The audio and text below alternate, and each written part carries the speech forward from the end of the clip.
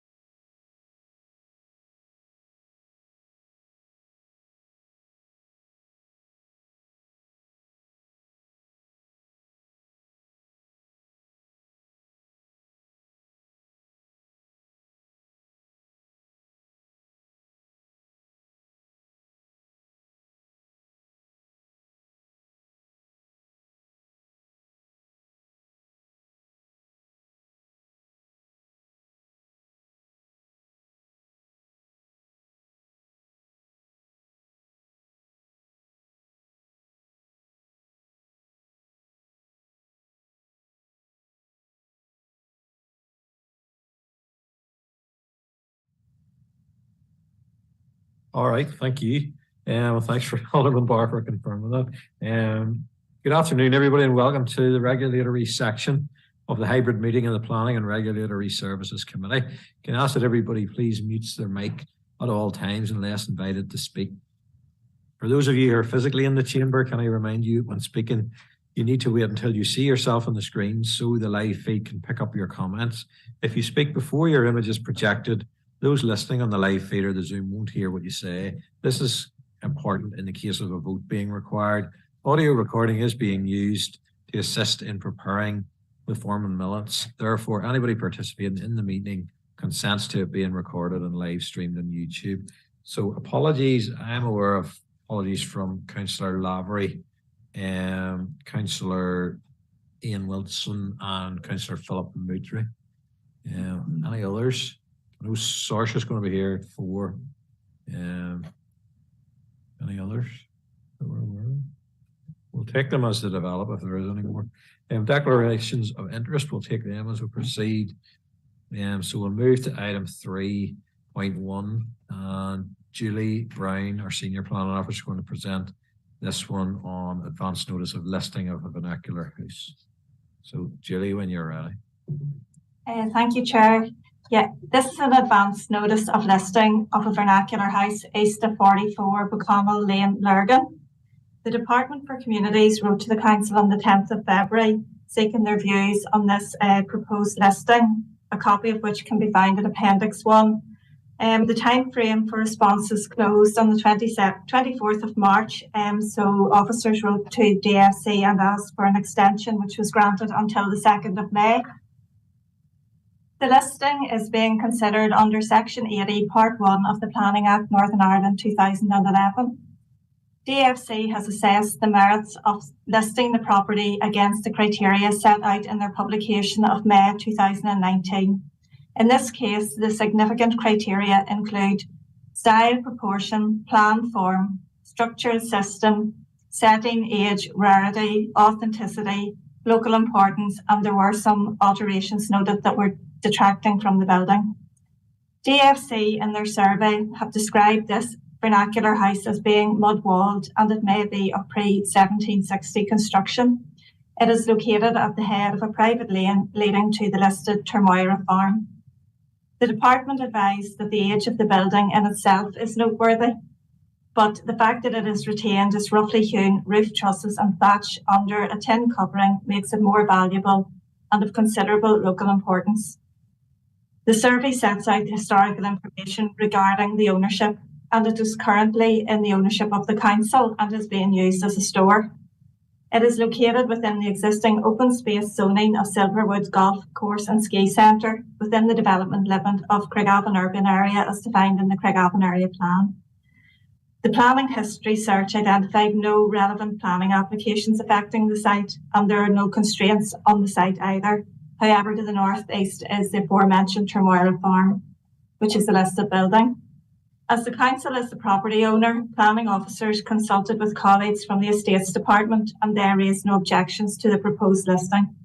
And as council's views have been sought regarding the proposed listing, a draft response is attached at Appendix 2, and that just sets out the usual planning status of the site, the constraints, and advising the council has no objections. So the recommendation is that members would approve the draft response as outlined in Appendix 2. Thank you, Chair. Okay, members, this is a recommendation, so we'll need a proposer and seconder or any queries raised at this point. Alderman Anderson.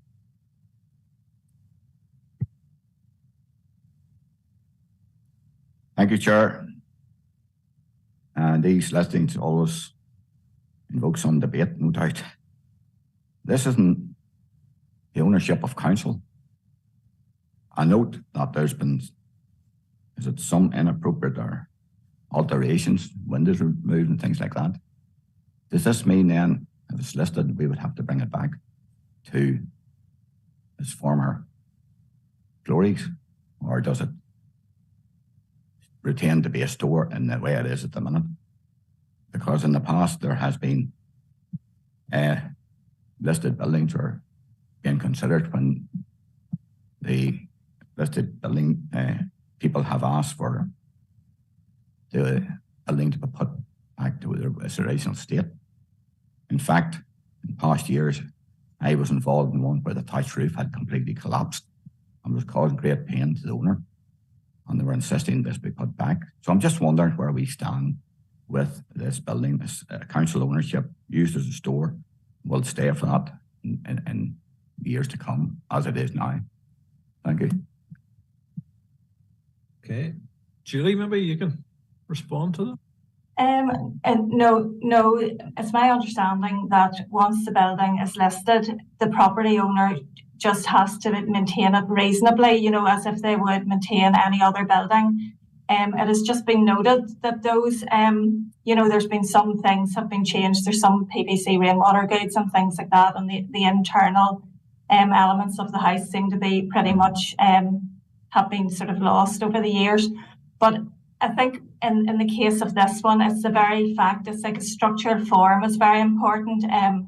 These thatch under tin mud wall buildings are sort of very unique to our area, and DFC are very keen to list them. But no, the quick answer to your question is no. The council wouldn't be expected to put everything back as was.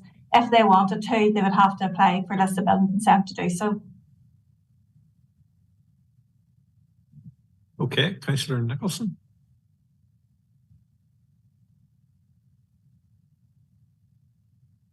Yeah, thank you, Chairman, and thanks, Julie, for your report. And my question was similar to Alderman Anderson's, but obviously thanks, Julie, for the clarification. Look, you know, I've said it before in this committee, HED, obviously they are the custodians of our heritage. And as Julie has outlined, this is a very unique structure.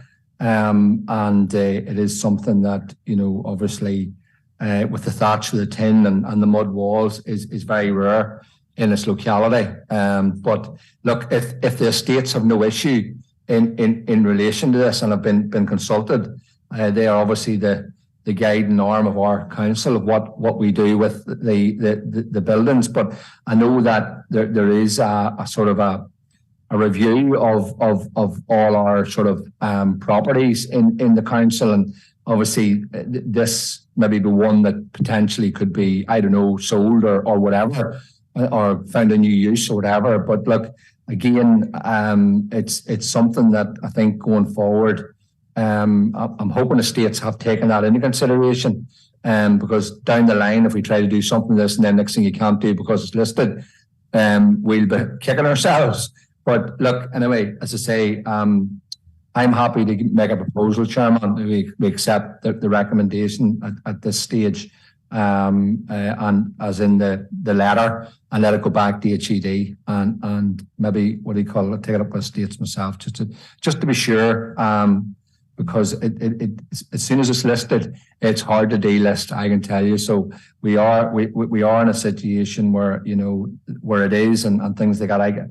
I could see it could have potential down the line. But anyway, I'm happy that we propose the letter at this stage. So thank you, Chairman. Thank you. Councillor Savage. Thank you, Chair. Just based on the responses to Alderman Anderson's questions there, like I'm happy to second Councillor Nicholson's proposal. You know, this is a fairly historic building, and by listing it, we're not affecting any private citizens. There's not going to be any financial burden on them, and the onus will be on the estates team to, you know, look after this building going forward. But I'm content that to second it based on the fact that, you know, there's going to be no additional costs at this stage. So thank you, Chair.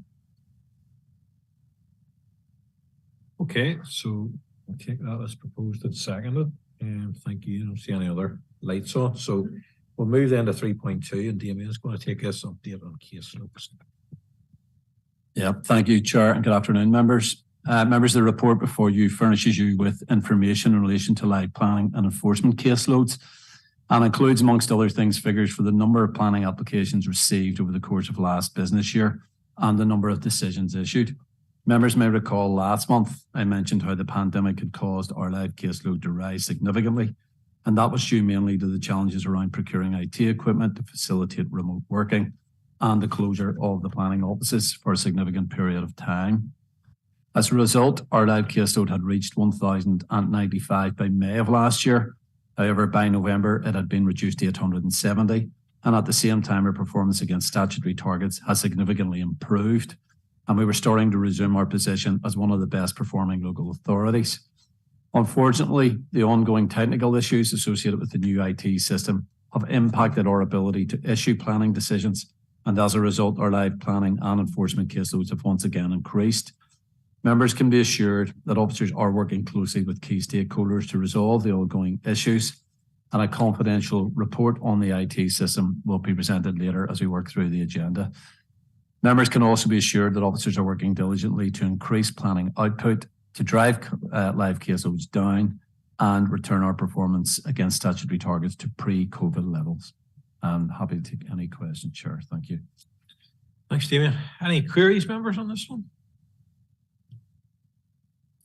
Okay, I know it is a concern out there, just in terms of the workload and the turnaround time, and that's not belittling our staff in any one way. It's just the realities of trying to operate a system that keeps generating more applications every time you turn around, as the saying goes. So it's not easy. We appreciate that.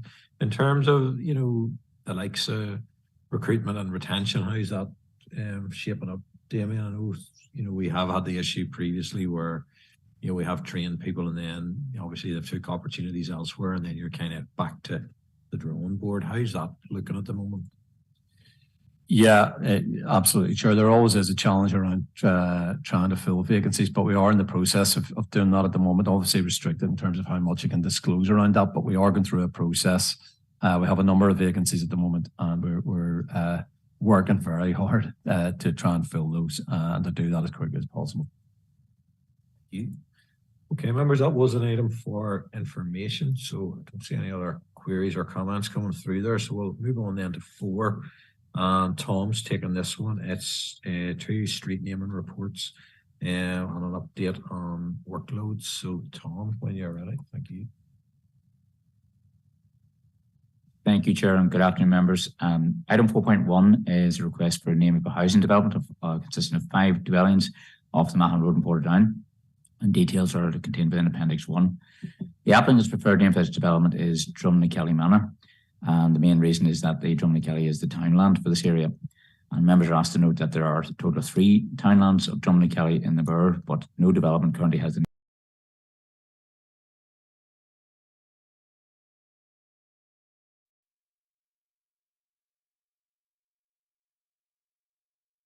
On then to 4.2, thank you.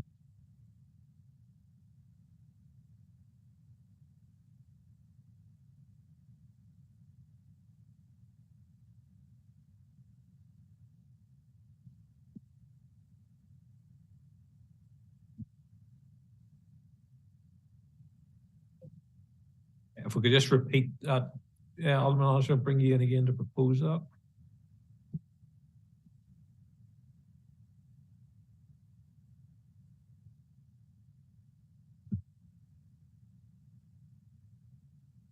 Thank you, Chair. Yes, I propose we accept the recommendation of Tullygalley Manor as in the officer's report. Thank you. And Councillor Nicholson.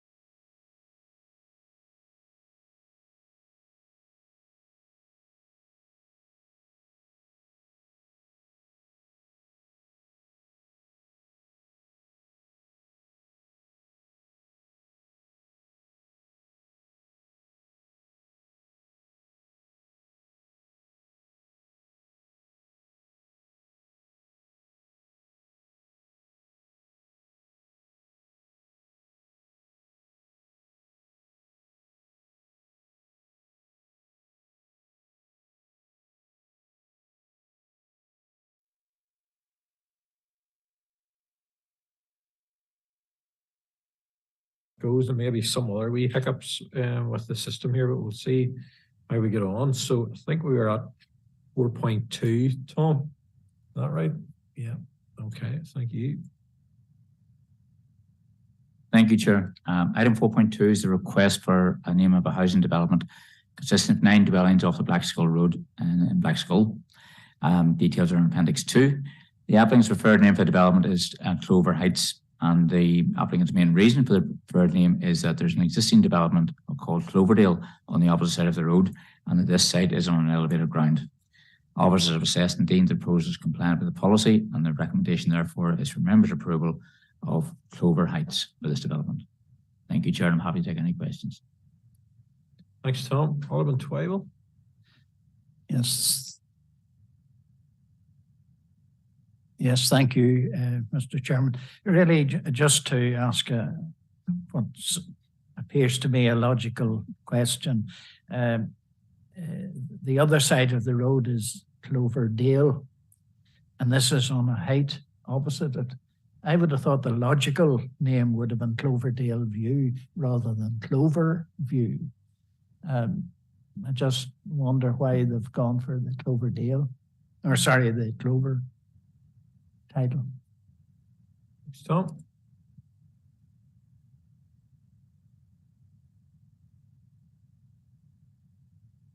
Thank you, Chair. Yeah, that wasn't, yes, a very good question and very logical, but it wasn't one of the, there were 3 recommendations that the applicant brought forward.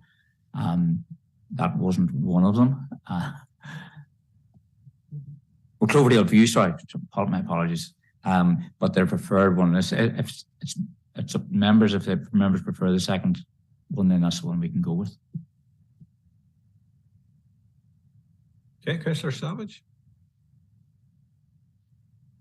Thank you, Chair. Chair, I was going to propose it, but if Alderman Twyvell wants to propose Cloverdale View, I'll happily second that. It's not my area in any way, so I'd be intruding, I feel. But I just thought with the report, the logic said doesn't make sense. But I wouldn't want to be too strongly putting it forward. Well, members, it's up to yourselves. So, Councillor Savage. Chair, like I propose it on the basis I would normally go with the applicant's choice. But if any member wants to go with Cloverdale View, I'm happy with that. But look, I'm not a member of that DA either. Alderman Twyvell, there's a couple of miles down the road from me, but look, I'm content to go with the officer's recommendation. Okay, so a proposal to go with the officer's recommendation. Any seconders? Alderman Anderson.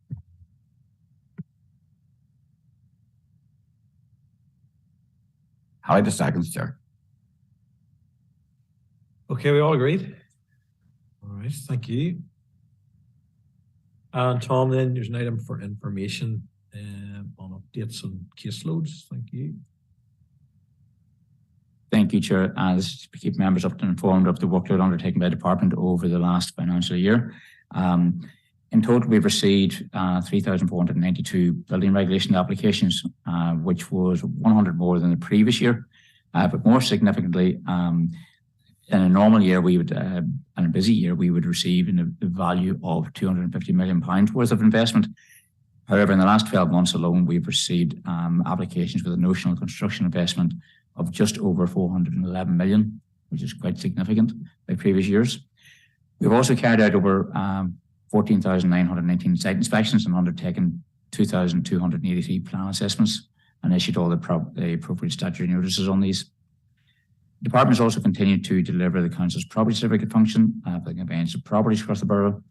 In the last 12 months, we've received and administered 3,568 new applications and issued 3,599 certificates to solicitors and agents relating to property sales.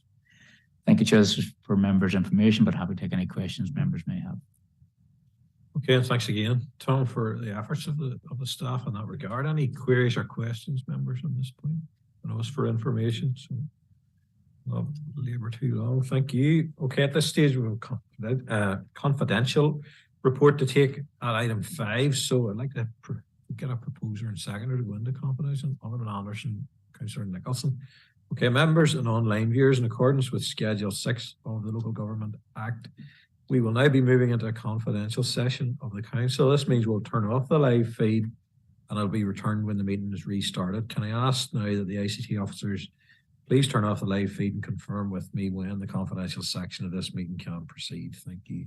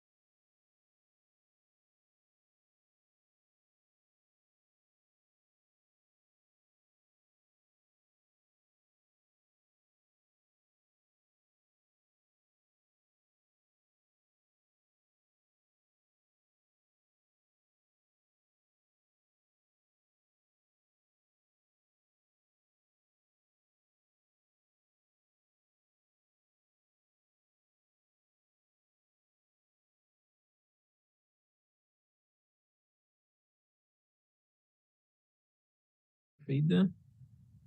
Thanks. Okay, so is there a cancellation of Q3 planning statistics? I think, do you mean you take that one? Thanks, Chair. Yeah. Members, just to make you aware that we did receive an email correspondence from DFI Stats Branch on the 1st of March. And basically what it was doing was making us aware that the statistics that were due to be produced for Q3 of last business year have been delayed. And that is mainly due to them requiring more time to develop the data extracts from the new IT system. So it's impacting them as well as it's impacting us. But we are told that the stats for the whole of last business year will be produced around June or July of this year. And they'll come before you, members, when we receive them. Thank you, Chair. Okay. Not aware of any other items at this point, so there'll be a short recess until 4, and then we'll consider the plan applications, members. Thank you.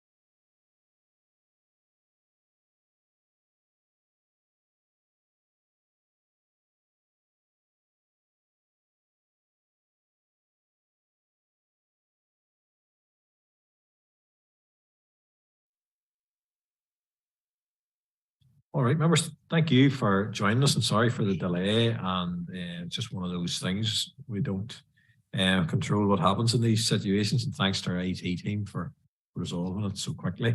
We'll move on then to agenda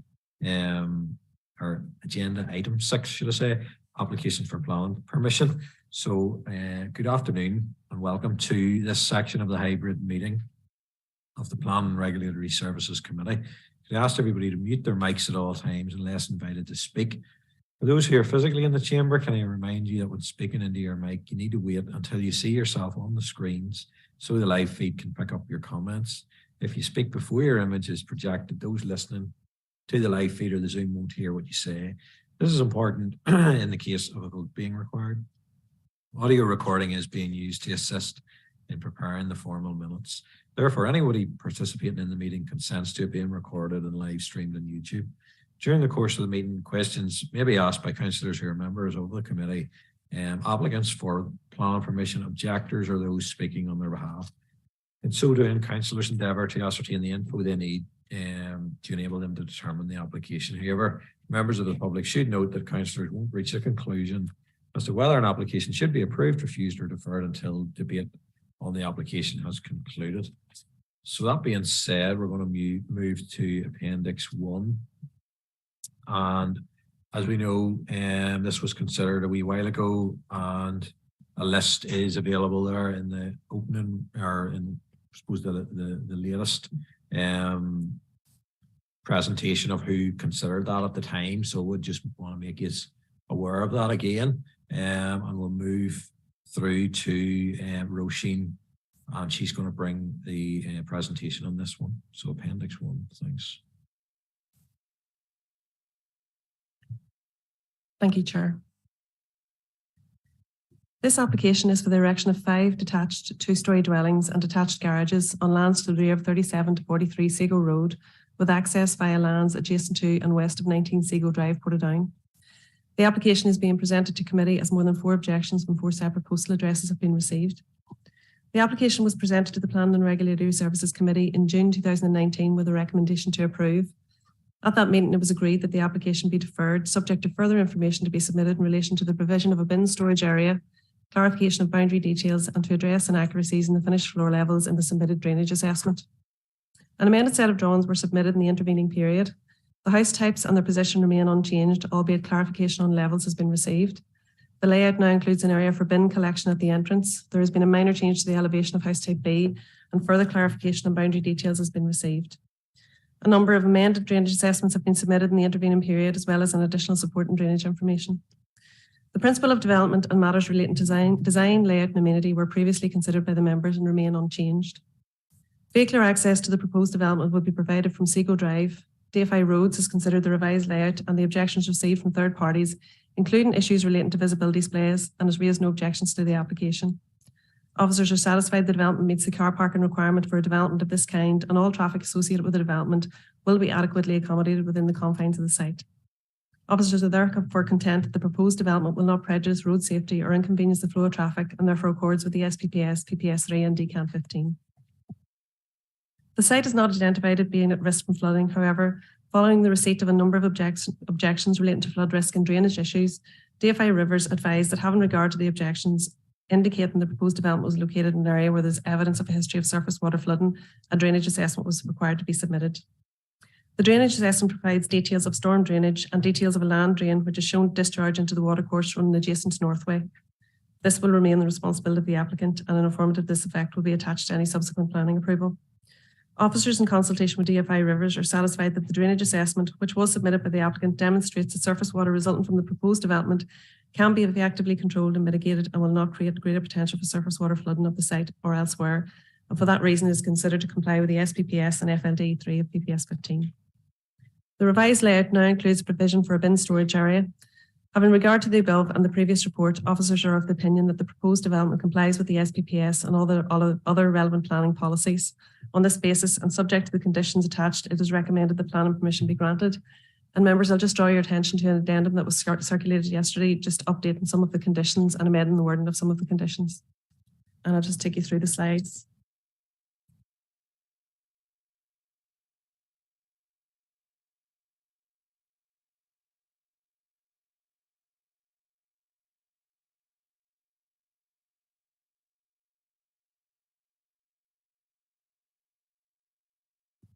And the red arrow obviously shows you the location of our site, and you can just see it Northway. It's just on the edge of the Northway there. And this is a site location plan. That's the application site outlined in red, and Northway lies to the northwest of the application site, and Seago Drive to the east. And that's just an aerial view of our site and an updated aerial view of the site outlined in red. And these are a few photographs from the surrounding area, just giving you a bit of context, showing you the type of development that's in the immediate location and the access to the site. And this is a photograph looking directly down the access into the application site. This is a photograph looking towards the dwellings at Seago Road, and as you can see, they obviously sit at a higher level and the site slopes down from east to west. And this is a photograph of the existing mature vegetation on the northwest boundary of the site. And this is just another photograph looking towards the north of the site. You can see that mature vegetation again to the northwest. And this is a view looking towards the southern boundary of this, towards the entrance to Seago Drive. And just another view of the southern boundary of the site. And this is just a close-up photograph of the western boundary of the site, sort of to the rear of that existing mature vegetation. And this is the updated site layout, and it sort of gives you an indication there of separation distances between the dwellings there on Seago Drive. So there's a 24-metre separation distance. I think the absolute minimum is 23 there, back to back. And this is the elevations and floor plans of the proposed dwellings, just to give you an idea of the proposed house types. And this is an updated landscaping plan with updated details with regard to boundary treatments.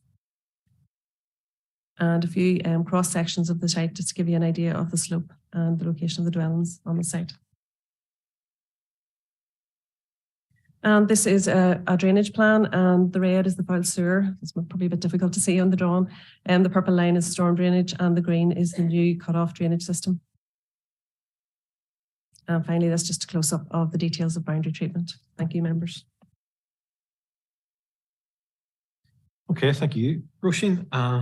And in terms of people speaking here on this application, we have a number of people. We have David McMaster, who will be making a representation and objection, and also Richard Alexander making a representation as the applicant. Also with speaking rights in here in person, Glenn Owens, the architect, and Tim Cousins, consulting engineer. And we also have from DFI, David Sheard and Aloysius Lochran, who don't have speaking rights, but are here to answer any questions if the need arises from the roads perspective. So on that basis, David will be asking you to speak first, David McMaster. So you'll have 3 minutes, and basically that time will start once you start speaking. Okay. So let me just get your correct latest background.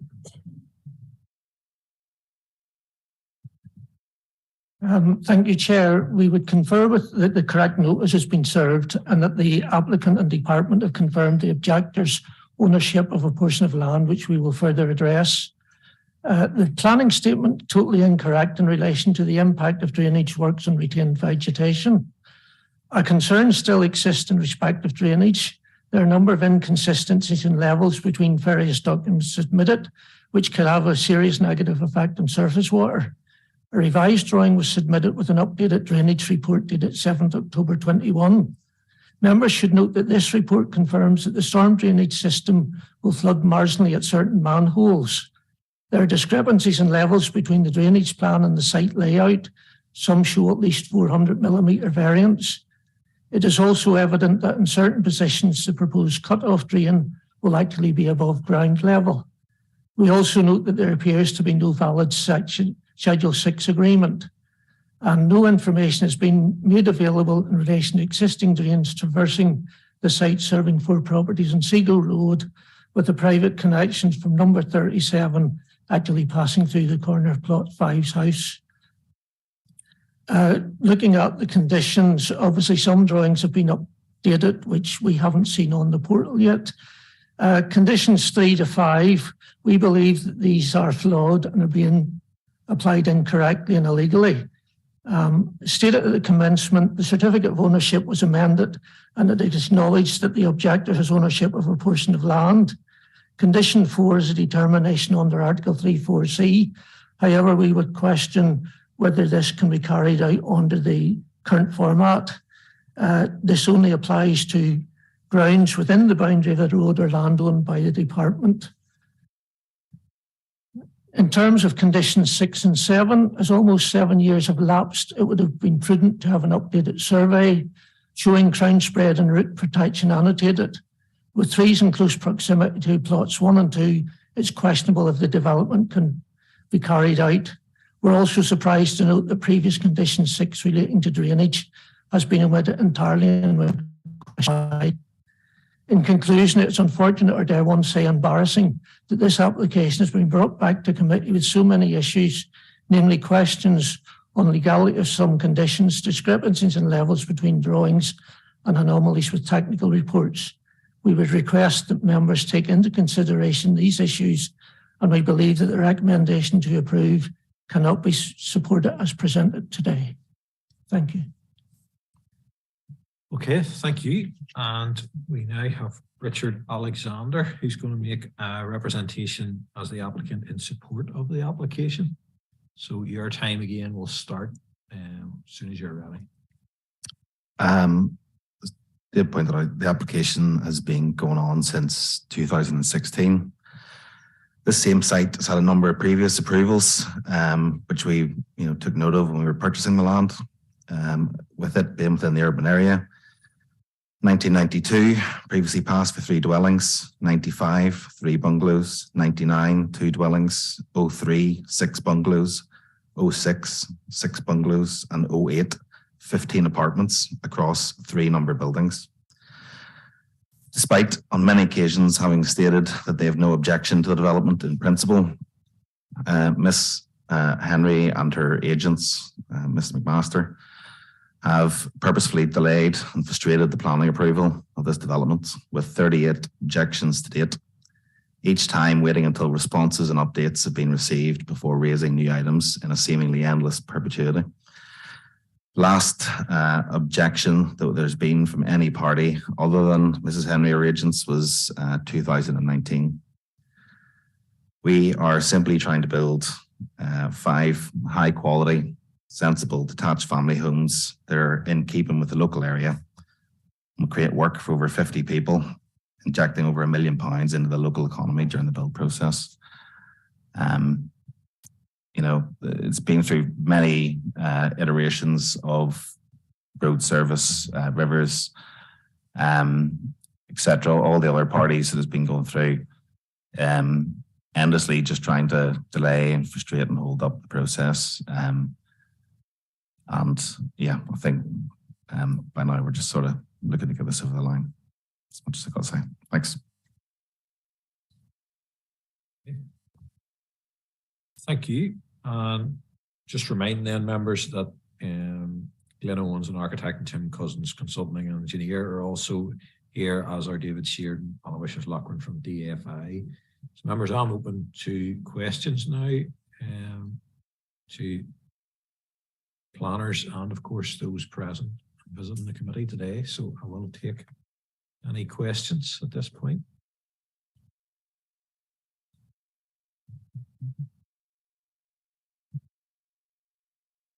Councillor Nicholson.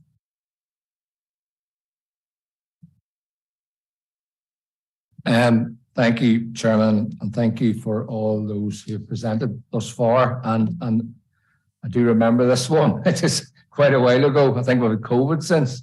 I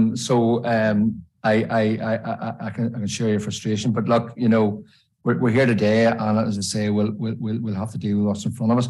Obviously, there was a few issues brought up, Chairman, in relation to drainage concerns. Now, I've looked at the papers, and it seems to be that NI Water have been consulted, Rivers Age has been consulted, and there's no concerns. Am I right in saying that? That's my first question, Chairman. I suppose for the planning office, just for clarification. And then the final one would be in relation to just clarification where the bin storage is for a start. And the other one was in relation to the ownership of there was a reference to ownership of a parcel of land, which wasn't really clarified where that was on the plan. If you give me more detail where that is in the context of the overall scheme. And finally, the trees. I'm not aware of any TPOs in this site. Just for clarification as well, Chairman, just in relation to that. So a few things there for Roisin to work through. So thank you. Okay, thank you. So Roisin, I suppose we'll go to the consultees first and their responses, and then we'll move on to the bins issue. Thank you, Chair. Yes, I can confirm that both NI Water and Rivers Agency were consulted on this application, and both have come back saying they've no objections. In fact, we've had a number of consultations because we've had quite a few changes to the drainage assessment and additional drainage information, and it has been with Rivers Agency, and they've come back and they're happy. They're happy with the drainage assessment as submitted, so they have no objections. Okay. In relation to the bin storage area, I don't know if we can call up maybe one of the drawings on or one of the maps on the presentation.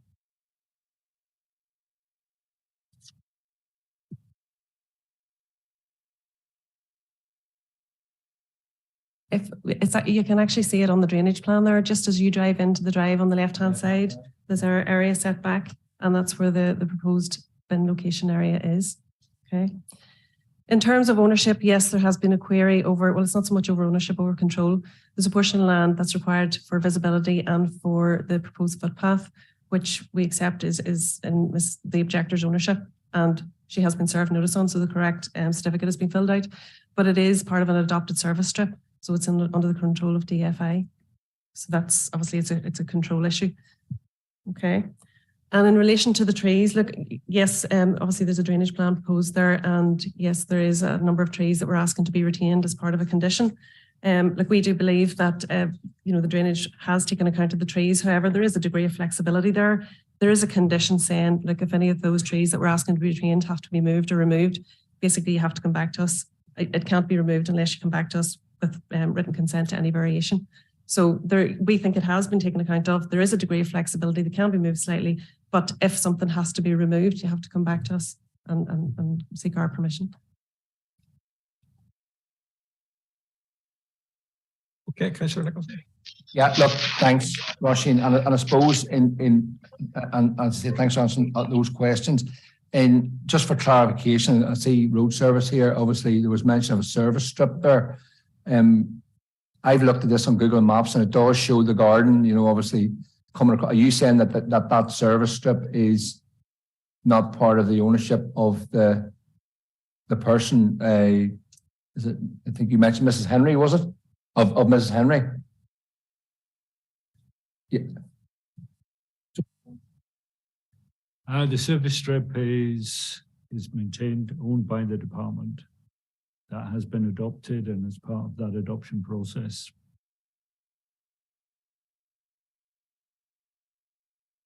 All right. But no, just clarification on Google Maps, it does look like Mrs. Henry's hedge comes right out to the edge of the curb, which will enclose the service strip. So is the contention that she's claiming the service strip, and if she is, that obviously would block the visibility display. Am I right in saying that? When you look back through the various developments, you can see that the hedge has actually been moved back to facilitate the various PSDs. At some stage, the hedge has been moved back to its current location. You can see the actual scarring on, if you look at Google Maps.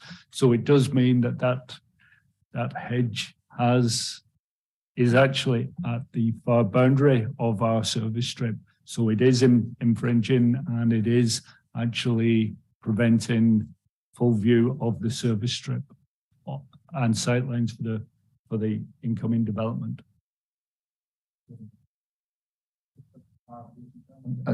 If you don't mind, so your contention is that the service strip is still there and therefore it's available for this development for its visibility display. You just wait here, light comes on, just that we can pick you up on the screen. Okay. Just for clarity, it's not owned, the service strip is maintained by us. The hedge should not be there. And we should have a site display at that location. Does that answer your question? The hedge. I suppose then, I'm just going to follow on from that with yourself. Aloysius, in that regard, is there procedure then to go through to re-establish that in any way from DFI's perspective?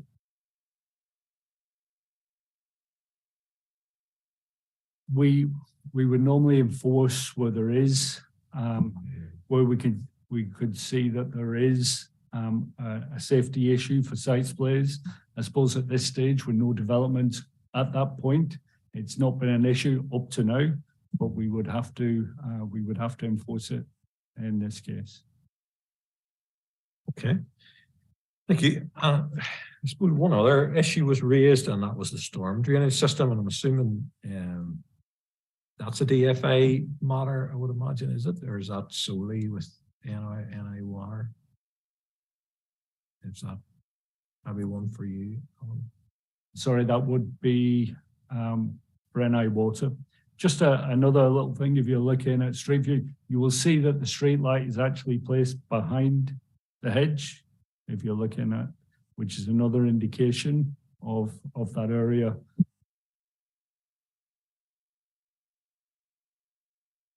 Thank you. Members, any other queries? Councillor Savage.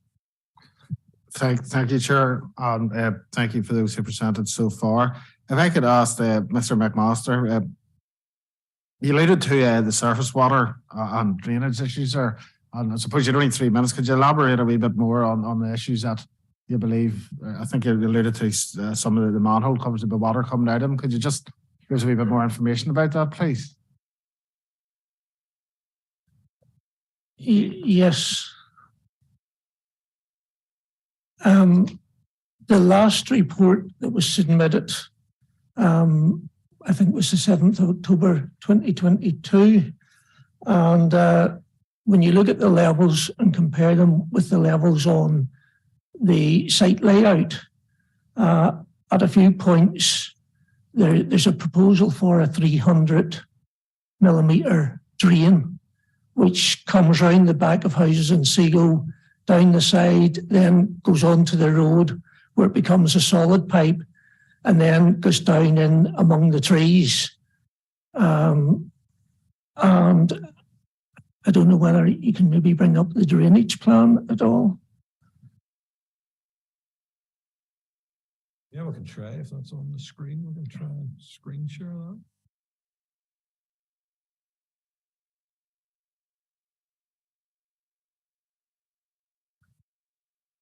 There are manholes annotated for the cut-off drain. L2 is basically to the left of plot. It's in the centre of the road, basically, between plots 1 and 5. There's a manhole L2 there, which then runs to manhole L3. On the drainage drawing, there's a fall of 200 millimetres across that drain. When we look at the road levels, there is a road level of 49.7, and that drain at L3 has got an invert level of 49.7. The one before that is an invert level of 49.9.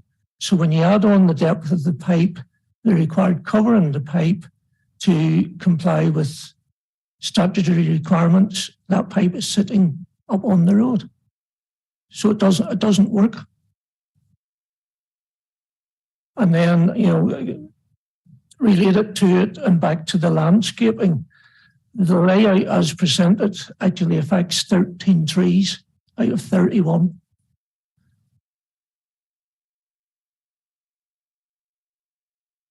Okay, thank you.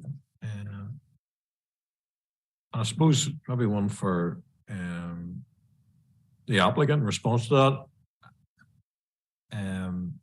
It would hardly be the case that you would be creating that issue to start with. I've drained my own house and different things, and you work to the levels that are available. I don't know if you want to comment on that, but it has been raised.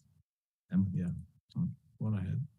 Yep, obviously the land drain is there really to take any storm runoff from, the site behind the site and to stop any drainage from our side going into other lands beyond the site.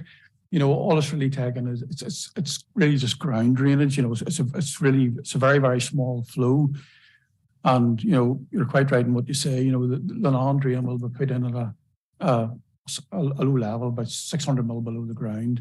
And it'll just lift any, as I say, any flow from beyond our site, and it'll take it to the water course. And DFI Rivers have examined this, and they're happy with what we're proposing here. Okay, Alderman Anderson.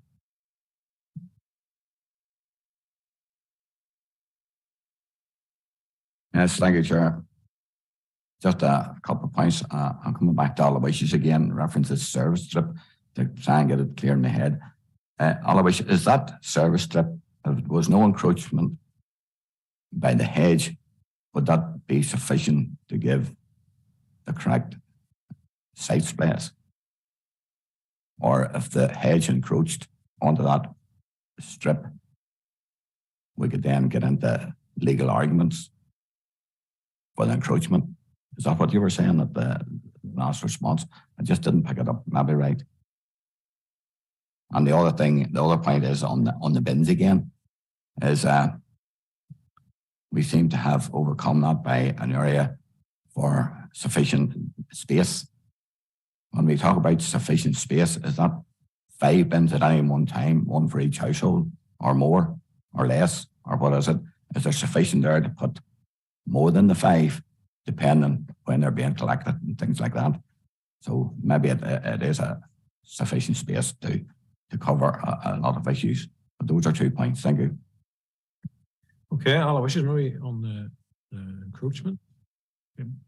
If the hedge was reduced or taken back the required distance, then the sites placed for the development were available, then that would suffice. If not, then we would look at enforcement if required. Okay, happy enough with that, Sydney?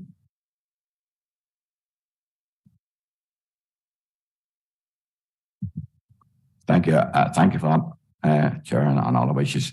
So really what we're talking about here then, there could be delays if the hedge was in some way encroaching onto the site play. Until that is resolved, that would have to, nothing could go ahead without that being resolved. Is that what we're saying? Thank you. Roisin, maybe take that in terms of the actual policy and the condition. Yeah. Just in regard to the updated addendum that was circulated, I think it was yesterday, we have actually changed the wording of those conditions, both in relation to footpath and the visibility display, to say that no development shall commence until the visibility displays are in place, and no development shall commence until the footpath is in place. And that's obviously, where there are issues of land ownership or control, obviously we would like to be sure that those can be put in place before development is commenced. So in terms of the conditions, we've tried to address that matter by making those pre-commencement conditions. Just in relation to your issue of the bins, I think the bin storage is for up to 10 bins.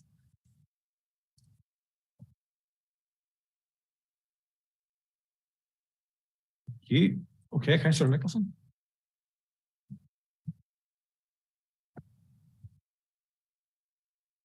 Yeah, Chairman, I suppose it was something that Mr. McMaster said, and then obviously Mr. Cousins replied. Mr. McMaster inferred that the level, the cover level and the invert level was the same. Yeah, you did not. Is that a typo? And what I'm saying is, if Rivers Agency have signed off on this drawing, you know what I mean? Have they potentially missed this? You know, like, is it something that as simple as there's a number wrong or something on the drawing, you know, that has been referred to by Mr. McMaster? Would that be the case? That would be the case, right? Okay. So like, and this. Sorry, if I could just maybe just jump in and just get your comments, just that they're through the mic, just to have them on the minute, and then I'll come back to you, Councillor Nicholson. Yes, Councillor Nicholson, that would be the case. You know, it's just a typographical error. But to be honest, I would need to check the drawing for myself just to make sure that is the case. Okay, Councillor Nicholson. And Russian, is a condition on this that obviously this has to be signed off by NI Water prior to, you know, any commencement. Am I right in saying that? I think I read it somewhere. On the first plan report that we presented in 2000, do you mean the drainage, provision of the drainage? Yeah, there was a condition on, and obviously as I read the condition now, it's referring to the wrong drawing. So if members were minded to approve this, we would amend that drawing to update it to refer to the most recent drawing, that all drainage and sewer systems shall be provided as designed, detailed and specified in the drawing, the most up-to-date drawing. And they should be carried out prior to the commencement of the development hereby permitted in accordance with the programme to be submitted to and agreed in writing by the council.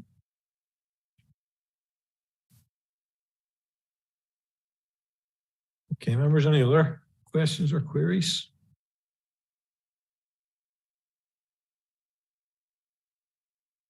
Yeah, I suppose I'm happy enough with the condition in relation to what's been talked about in relation to the service strip. But Mr. McMaster's obviously the objector. You did refer to, obviously you have a different opinion than that of road service in relation to this service strip. Well, what would your thoughts be on that? Because obviously this is a key thing, obviously, for the visibility. So I'd like to give you your opportunity to sort of give us a bit more detail of what you're referring to, as in, you know, the land ownership. Thank you. Thank you. Yes, in terms of the planning history that Aloysius has alluded to, there are two separate determinations and adoptions on this site. The first one, the road was adopted, excuse me, I'll just get the dates.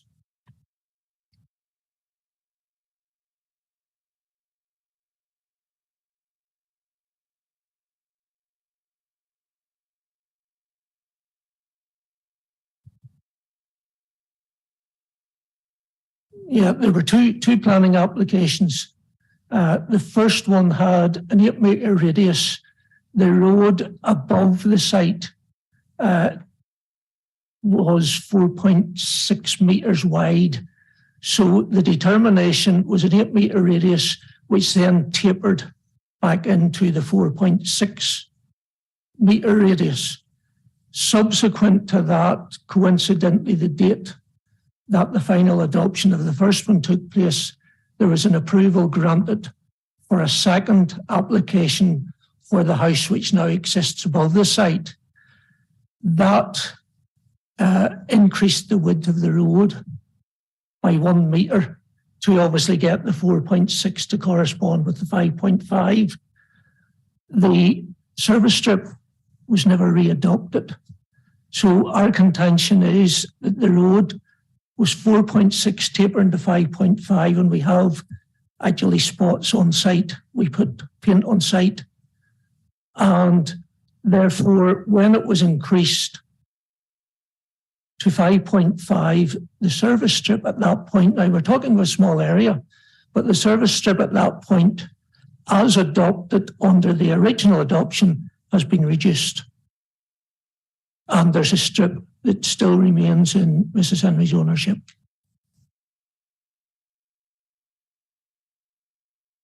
And I am aware we've had numerous meetings and various reports and investigations, and we can understand the road service's point of view is we've got the road we require.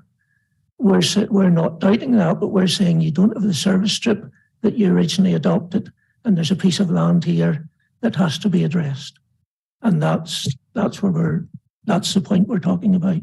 And the documents we've looked at, we've taken dimensions on the road, we put dots in the road, and as has been stated, the scar is on the road at present. It's never changed, and it clearly shows the definition between the two adoptions.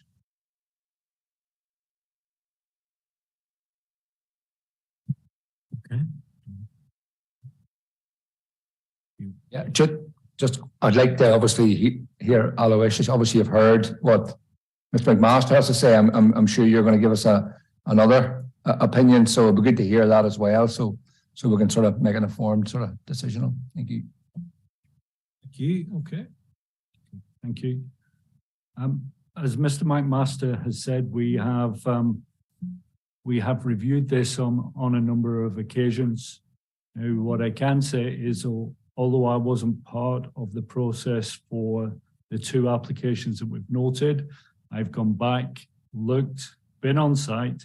The two adoptions and the two applications had a 5.5 metre, and that includes the application for Mrs. Henry's house. So we differ on the point of the 4.6 and the 5.5, and in essence, that is a difference in our opinions.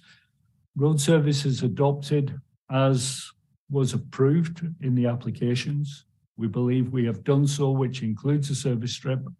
And whilst we can see how this has come about in the fact that Mrs. Henry's property was at one time out, it probably shouldn't have been.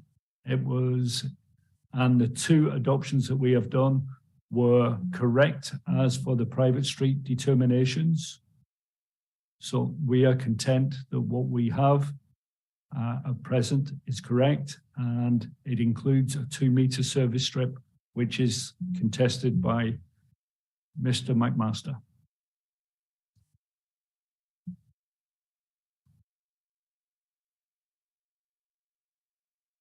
Yeah, Roisin just looking in here. So if you don't mind me coming in, members, just to reiterate, similar to land ownership issues, this is a land control issue, and from a planning perspective, this sort of sits outside the process. We would consider this to be a civil issue between the two parties and wouldn't preclude us proceeding with making a determination on the application. yeah, that was also one of my thoughts there earlier, but I was content to let the debate happen. But it is, remember that it is an issue for the parties themselves, regardless of what conclusion we come to. Councillor Nicholson.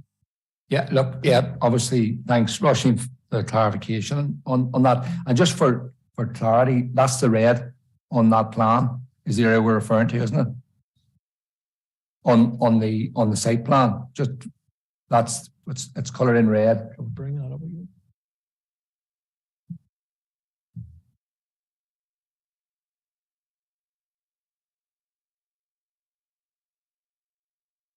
Can't really see.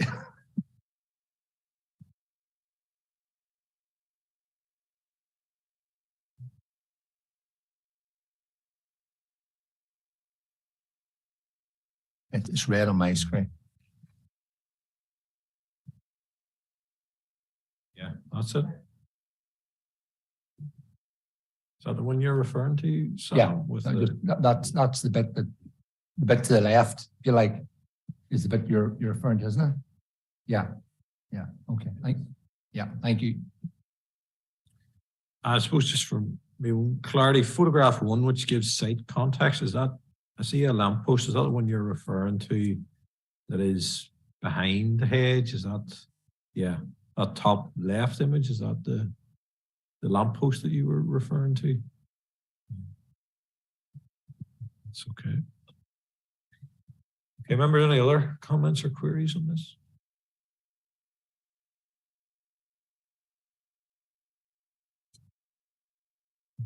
Nope. Okay, so We'll move into the debate and the decision phase, members. So I'll take further views and positions at this point.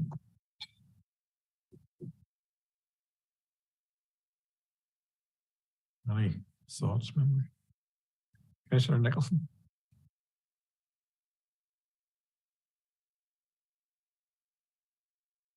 I'll start the ball rolling, I suppose. But no, look, Chairman, I say thanks for everybody. Obviously, this is obviously quite a complex one. Hard to believe, for 5 houses it gets so complex. But look, as it's been sort of outlined there, there is sort of discrepancies within levels and things, but I think they can be all sorted out in relation to, and obviously NI Water are the sort of the ruling body on drainage and things. So, and as Roshan has said, the one I'm battling with is, obviously we as a committee, it's the ownership or, planning does not confer title. And that has always been drummed into us from day one, and plan and training and things. So I do feel sort of obviously I can understand the issues that's being raised here, but I think this one here has been around a long time, and I think a lot of the issues have been addressed from our last meeting, and I think we're sort of we're for me personally, as I say, I do understand the concerns, but I don't see how we can really, it's my only personal opinion, whether we can go against it this evening, but we'll wait to hear what others say. Okay, members. Thank you. Councillor Savage. Thank you, Chair. And I think I have to agree with what Councillor Nicholson said. This planning application has been kicking about in the system for a long time. It was last heard by this committee nearly 4 years ago. And I think, we have to take on board the comments of the competent authorities on the matters in relation to drainage and also road service. And as Councillor Nicholson said, on this committee, land ownership is not the preserve of this forum, and we can't decide that. So if there's issues there, that'll have to be addressed elsewhere, not here.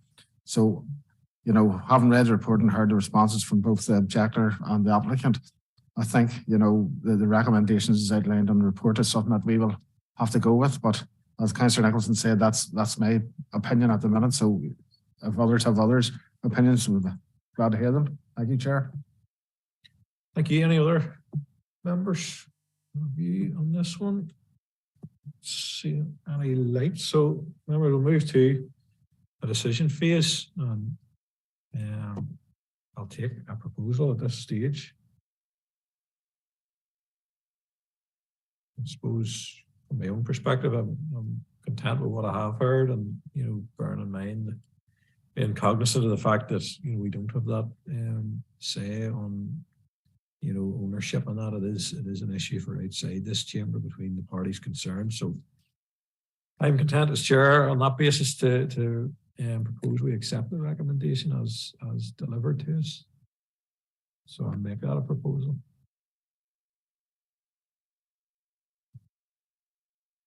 Councillor Savage. Thanks, Chair. I second your proposal. Thank you. Was there all agreed or any other proposals?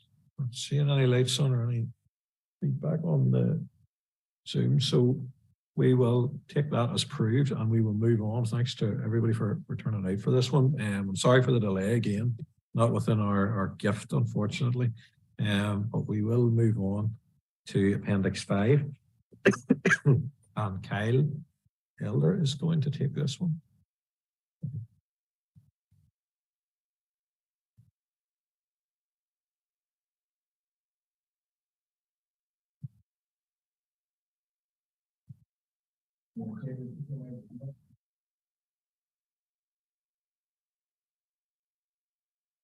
Give it a wee minute, Kyle, just to clear it.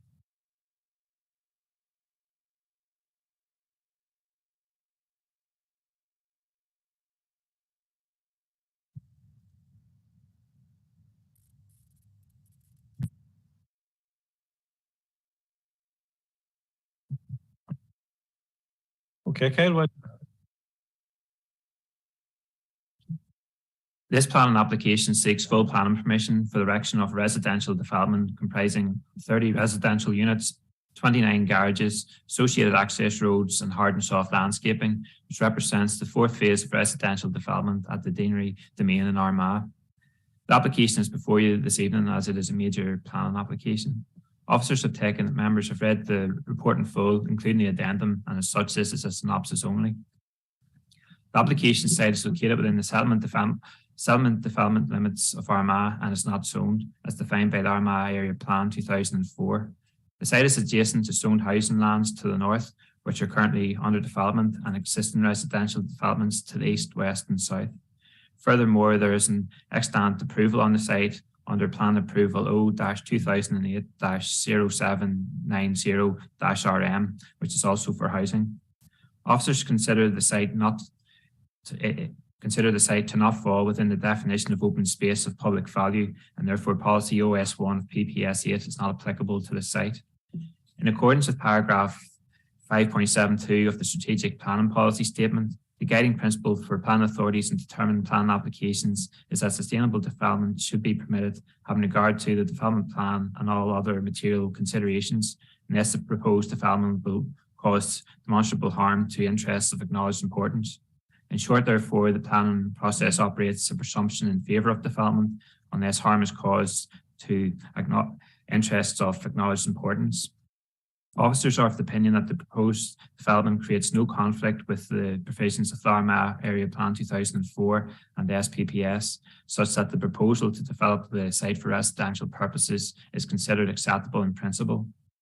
Regarding the proposed design, layout and amenity, officers raise no concerns. The development is linear in keeping with the adjacent phase of development which is being constructed. Similar to the adjacent phase of development to the north, cutting is proposed on the site with predominantly two-storey dwellings proposed east of the access road being proposed, with the exception of 4 dwellings to the south of the site and single-storey dwellings proposed to the west of the access road. These works are deemed acceptable in this instance. Regarding the extant permission, officers would generally consider the proposed layout to be a betterment. The finished floor levels proposed are in general considered to have a lesser impact on the dwellings to the east than those which were previously approved. Members are, however, advised that the development proposed is considered to create no conflict with the policy provisions of PPS 7, the addendum to PPS 7, PPS 12, or creating places. The open space provision and landscaping arrangements are in keeping with those on previously approved phases of development and are also considered acceptable in this context. Transport assessment form has been submitted and considered. The access will utilise existing access arrangements previously approved and constructed for previous phases of the wider Deanery development. A total of 60 in-curtilage parking spaces and 22 on-street visitor parking spaces have been provided, which exceeds the requirements of the parking standards document. DFI roads have raised no concerns with access or parking provision, and officers are therefore satisfied that no conflict exists with the policy provisions of PPS 3. A drainage assessment accompanied this plan application.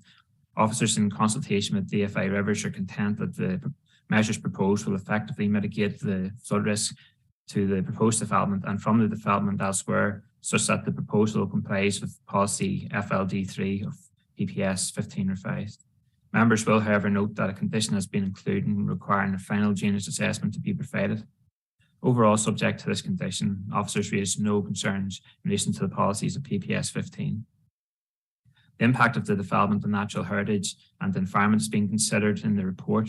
The application site is approximately 100 metres east from the Ballyoran River, which is hydrologically connected to Lough Neagh and Lough Beg Special Protection Area, Ramsar site and Lough Neagh Area of Special Scientific Interest, which are of international and national importance, protected by the Habitats Regulations and Environment Northern Ireland Order 2002. Following consultation with the DERA and Shared Environmental Services, officers are content that the development can proceed without any adverse effects on the integrity of any site. A biodiversity checklist and preliminary ecological appraisal have been considered, and the Natural Environment Division of DERA raised no concerns. Construction Environmental Management Plan was also provided, and the Water Management Unit of Deira advised that they're satisfied that the proposal will not impact adversely on the water environment. Overall, officers raised no concerns regarding the policy provisions of PPS2. Officers also raised no concerns regarding contamination following consultation with the Regulation Unit of Deira and the Environmental Health Department concerning a preliminary risk assessment. NI Water have advised that there is available capacity at the wastewater treatment works. 3 objection letters have been received, and these objections have been fully considered in the report and the addendum. Overall, officers consider the proposal to comply with the local development plan, the policy requirements of the SPPS, and all other relevant planning policies. And on that basis, approval is recommended for the reasons outlined in the report and the addendum, and subject to the conditions suggested in the report and the addendums. Just have a presentation then.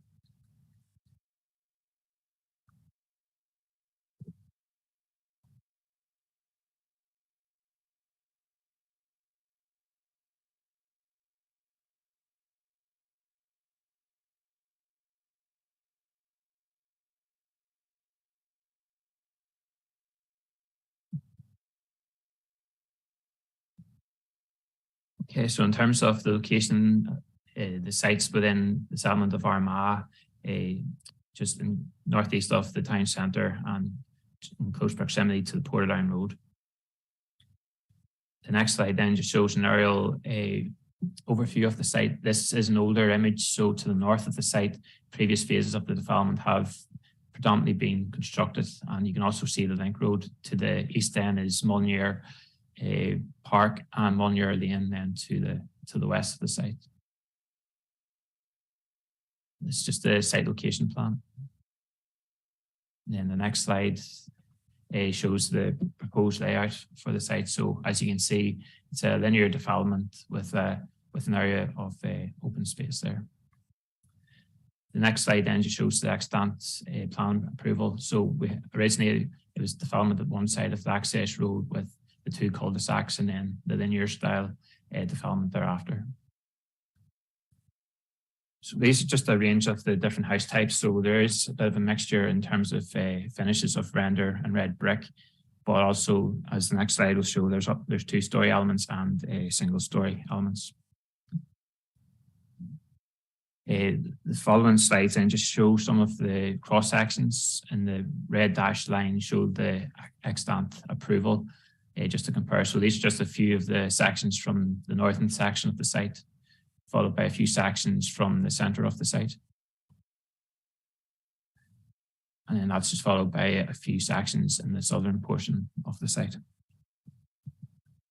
To the rear of the dwellings and sites 1 to 17, a green termesh retaining system is proposed. So this is just the details of that system. So the first photograph then just shows the northern section of the site, which is currently being used as a building compound, and you can see the other phase of the development there. The next site then just shows again the builder's compound that forms part of the site, and you can see the stockpile of soil there as well. This next slide then just shows some of the across the site and some of the boundaries. So that's the western boundary, which is has quite strong boundary definitions. Again, this slide, and you can just see the topography of the site, which increases to the east. The next slide then again just shows a closer image of that boundary. And the next slide then just shows the southern portion of the site. So to the right-hand side of that would be where the area of proposed open space would be located. The next slide then, again, just looking across the site, but you can start to see the eastern boundary on the following slide. Then we'll also show, you can see the well-defined boundary with Mulnier Park. And next slide, again, just showing further images of the boundaries. And it's just another few, next slide, then just another few of those boundaries. And then the next slide, just a closer up of a section of the boundary with Mulnier, which doesn't have a hedging. And the final slide then just shows an image of the of the site from the second phase of the Deanery development, which would feed into the proposed site. Thank you. Okay, thanks, Kyle. And with us today online is Deanna Thompson, and she's going to make a representation as the agent in support of the application, and she's joined us via Zoom. So Deanna, you're very welcome, and your time clock should appear on the screen, and then you can just start your address to us whenever you're ready. Okay, thank you, Mr. Chairman and elected members. I'm very grateful for the opportunity to address the committee this evening. I'm the planning consultant and the named agent for this application. Also on the line is Mr. Ryan McTavie, and he's the agent or the architect for the scheme, and he's available to also answer any questions you might have on the design. This is the fourth phase of the very highly desirable Deanery Demesne housing development. It was brought forward at speed owing to the success of the very much sought after first and second phases of the schemes. Phase 3 is underway and will be brought to the marketplace in due course. The efficiency of your planning officers in processing this application will mean that the Deanery Demesne will continue to meet housing need in Armagh for many months to come. It will also mean that when the time comes, the contractor can move seamlessly on to this phase of development, and this continuity will secure his workforce and keep his team of subcontractors in gainful employment. So pausing there, I really want to express my thanks to the planning department for making this happen. Their professionalism and hard work is a highly refreshing change, and many other local authorities would do well to take a leap from their book. They're a real credit to you. And I know this has been all the more challenging and important in the context of the difficulties with the new planning portal system, which seems to be more not working than it is working. So a sincere thanks to the team for bringing this forward to this month's committee meeting. The application site is part of a significant residential allocation in North Armagh that has been in the planning pipeline for the best part of 17 years. Its position within the settlement limit as unallocated land plus a part implemented planning consent sets up a double presumption that firmly establishes the acceptability and principle of housing on this site. We say the scheme is a quality residential layout that complies with PPS 7 and creating places. And we've read the case officer's report and we endorse entirely its analysis and fully support the recommendation that full planning permission should be granted. There are no planning or environmental constraints to the development of this site, and that's confirmed by the various consultees who've contributed to the planning application, and they are the competent authority in each of their specialisms.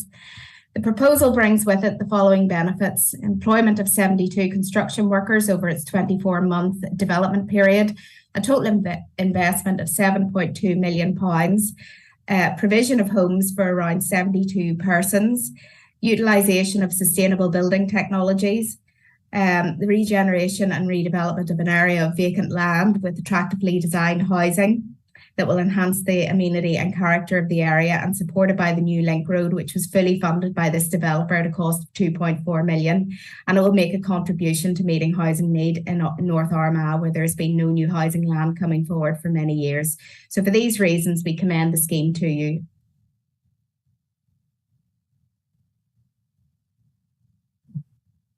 Thank you very much, Diana. You're right on the button with your 3 minutes. So you must have practiced that one.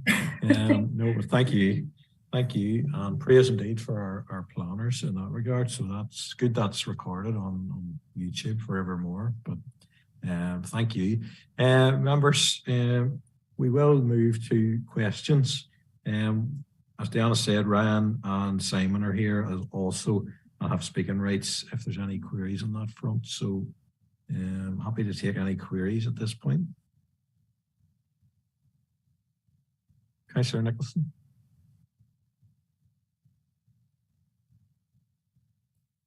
Yeah, thanks, Chairman, and thanks, Diana. And yeah, it's good to hear somebody praising our planning office. But yeah, look, it's great to hear that. But no, my questions are for whoever. The existing boundaries. Obviously, Kyle, you showed the photographs. They're being retained. Just a clarification on that. There one. The extent of the retaining wall. Obviously, I'm looking at the sections, and obviously there's a point when there is no retaining wall. Just how far along that goes. in relation to that. And on the sections is red lines. I'm assuming, is that the original approval? So really what you're doing is comparing the proposed against what was already approved in the red, right? Okay. And that'll be it. Mr. Chairman, thank you. You want to address that just into the mic? Yeah, in terms of the boundaries, they're predominantly all to be retained and they've been conditioned as such in the report. But I think it is also worth mentioning that to the rear of the fencing and retaining structures, there is actual additional planting. I think it's in the region of 6,000 square meters of planting the whole way around that site. So that's going to, obviously have biodiversity impact, benefits, and also then help with screening as well. I think there's also some compensatory planting to the southern boundary as well. The retaining wall, it runs from the dwelling on site number 1 to site number 17, I believe. So that would be from to the east of that link road, from the northern one across. Hopefully that's clear where that is for the councillor. And then, yes, in terms of the sections, those red lines, then that's just a comparison with the extant approval, just to show the differences there between the two schemes. Okay, Councillor Nicholson. Yeah, look, thanks, Kyle. Is it that blue line, Kyle, on the slide 5? There's a blue line. It just kind of stops. It sort of tapers away. The last 4 units, the last 3 units of no retaining wall, is that right? Okay, thank you. All right, thanks. Okay, thank you. Any other queries or points, members? Not seeing any at this stage, members, so we'll not delay it too much. We will move to debate and decision.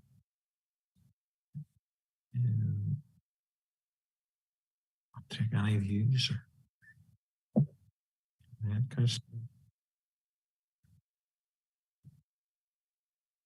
Yeah, Chairman, yeah, look, again, Kyle has a very detailed report and has been outlined by Diana, obviously dealt with this very, very quickly. It's another phase of a development we've approved previously. The other phases, as Kyle's outlined, the additional planting will help it integrate within that sort of the topography that it's in. And I think it's, in my opinion, it's another good example of new houses in the Armagh area, which again is very sought after. So I think it's all there, Chairman. Thank you. Thank you very much. Any other views, members?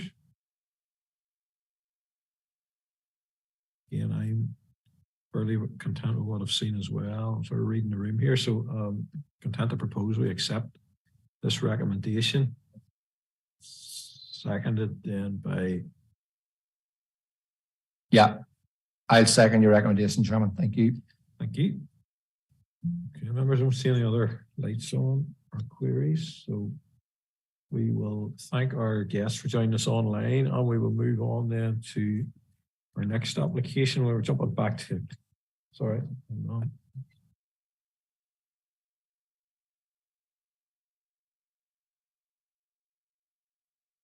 Okay, members, I know we've had a wee bit of delay tonight, but I know there is some refreshments ready, so we'll maybe break for 20 minutes or so to get that, and then we'll get back to it. Quarter to or 20, 25 to sort of things. Glad to be here. All right, thank you.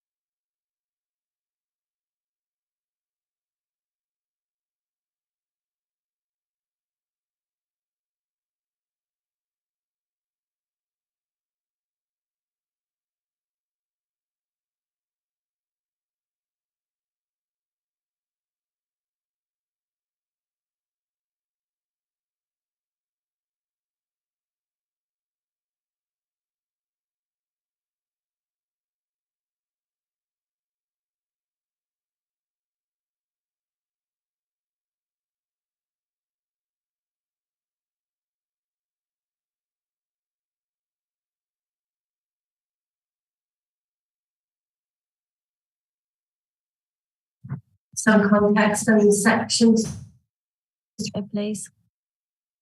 This is photograph to the site from the road adjacent. Next slide, please. You can see there Church Meadows immediately over to the side. Next slide, please. Again, Church Meadows and the adopted footpath. Next slide, please. This is the entrance to Ballyoran Manor from the Drumcree Road. Next slide, please. This is the layout as approved under N 2006-0998. So you can see that it's a very similar layout to what is being submitted. And as I said, this development under N 2006-0998 could be implemented. Next slide, please. And that's just showing the two in context together. I think that completes the slides. Thank you. Okay, members, of no one present to speak on this one, so I'll move to questions. If we have any, we may not have. It's been a comprehensive presentation there. Anybody, any views at all? If not, we'll move to our decision and debate phase.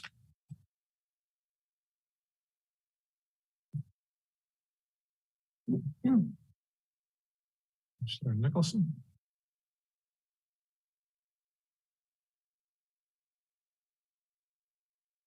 Yeah, Chairman, thank you, and thanks, Nicola, for the report. And as Nicola's outlined, obviously this has got previous approval and it's zoned within the Craigavon area plan, and it's pretty much a similar scheme. So, and as you say, it's a very detailed report and everything's in there, and all consultations have come back and there's no issues. So, Chairman, if you want to take a propose, I'm happy to propose. We accept the recommendation. So, thank you. Okay, thank you. Alderman Anderson.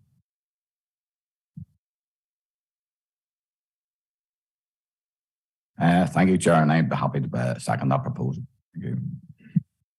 Okay, members all agreed. I don't see any other lights on, so we will proceed then to Appendix 4. Nicola again is going to present on this one.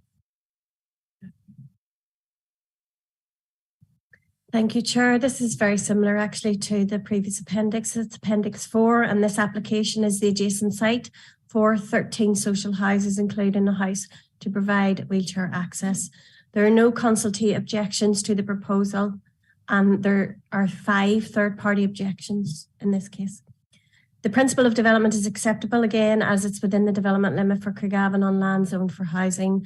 This site is 0.5 hectares and it's accessed again off Ballyoran Manor, an existing residential development. One of the critical issues again is the fallback position in 2006 of N 2006-0998 for 13 dwellings, the exact same amount, which are positioned in the same format as the proposal and which could be implemented. The key site requirements in the plan have been considered within the planning report, as well as QD1 of PPS 7 and other relevant planning policies. And I would also just draw your attention to, there was an addendum submitted. There was a slight variation to condition 4 suggested. There was a wee tweak to one of the wordings, it was 10% rather than 1%. And there were extra details in regards to the parking spaces to show that they're slightly above standard. So other issues though within the report have been considered are design and layout, archaeology, landscape features, landscaping, movement pattern, access, traffic, parking, materials, and all amenity issues have been considered in full.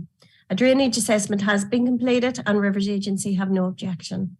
A biodiversity checklist has been submitted and NIEA have no objections.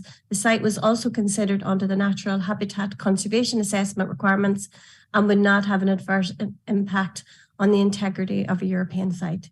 Finally, all the issues raised within the 5 letters of representation have been considered in full and are addressed within the planning report.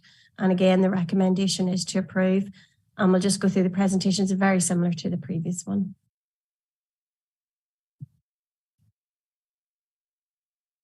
Next slide, please. So again, this is the site which is in Portadown, just to the north of settlement. Next slide, please. This is the aerial context. Next slide, please. Site location plan. Next slide, please. So this is the 13 units in the proposed site layout plan. Next slide, please. This is the proposed house types. Next slide, please. Next slide, please. Just house types and layouts. And the house for wheelchair use has a lift in the middle of the layout plan. Next slide, please. This is section through the site. Next slide, please. Again, these are the same photographs, so you can probably go through them quite quickly. A view towards the site, then Church Meadows. Again, Church Meadows and the footpath, and this is the entrance, Ballyoran Manor. And that's the site approved under 2006. And then there's again, the two layouts together to show that they're almost identical. Thank you, members. Yes, thank you. Nicola, members, any queries or questions for Nicola at this point?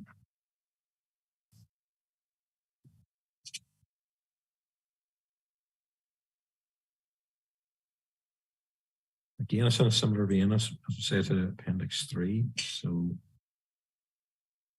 if we have any queries, now's the time to raise them.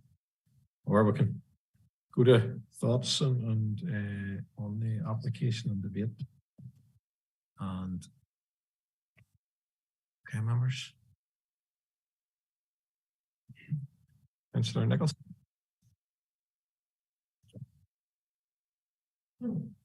Yeah, Chairman, like obviously the previous application is well detailed and obviously it's almost identical to what was previously approved. So if you're happy to take a recommendation, I'll propose the recommendation that's on the report. Thank you. Thank you. Any other thoughts or anyone to second that proposal? Alderman Anderson. Thank you, Chair, and I'm happy to second. Thank you. Thank you, members. One wee second.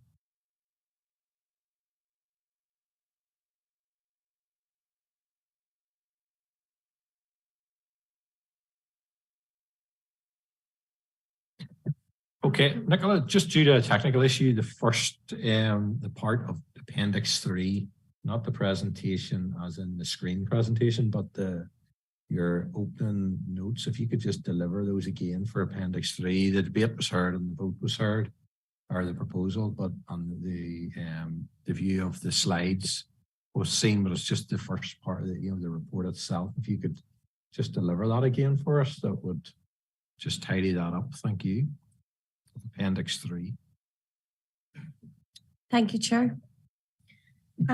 This Appendix 3 is an application for 8 social housing units. There are 6 third-party objections to the proposal and there are no issues from consultees. Principle of development is acceptable as this is within the development limit for Craigavon area on land zoned for housing. The site measures 0.52 hectares and is accessed off Ballyoran Manor, an existing residential development. One of the critical issues for this application is the fallback position under N 2006-0998 for 4 dwellings, which are positioned in the same format as this proposal and could be implemented. The key site requirements in the plan have been considered within the planning report, as well as QD1 of PPS 7 and other relevant planning policies. I would just draw members' attention to the addendum which was submitted, which outlines details in regards to the parking, the size of the spaces, and the requirement there as well. But other issues within the report itself, other issues such as design and layout, archaeology, landscape features, landscape plan, movement pattern, access, traffic, parking, materials, and all amenity have been considered in full. There are no drainage or flood risk issues for this site. A biodiversity checklist has been submitted and NIEA have no objections. The site has also been considered under the Natural Habitat Conservation Assessment requirements and would not have an adverse effect on the integrity of a European site. Finally, all the issues raised in the 6 letters of representation have been considered in full and are addressed within the planning report. And the recommendation is to approve. Thank you, Nicola. It was just to get that obviously on the record for the mic, just wasn't working for that first part. So thank you for doing that. We'll get Kevin back in again then. He can come in and then we can move on to Appendix 6, which is Banbridge Rugby Club and Roisin. Just going to bring that. So we'll just wait on, here's Kevin coming now.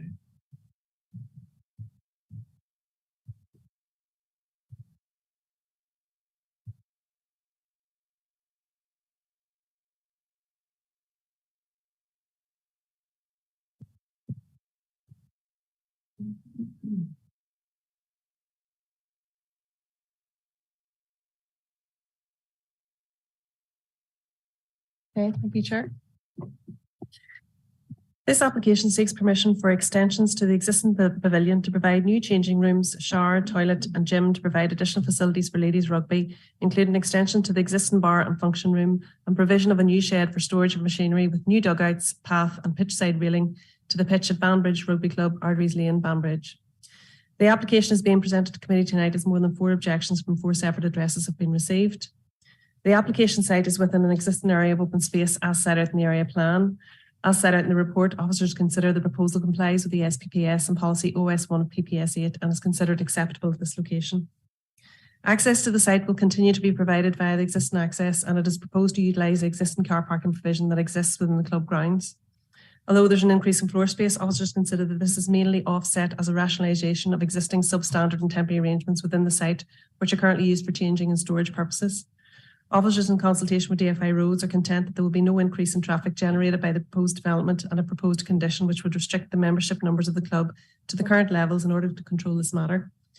Officers are satisfied the proposal will not prejudice road safety or inconvenience free flow of traffic and therefore complies with PPS 3 and the parking standards.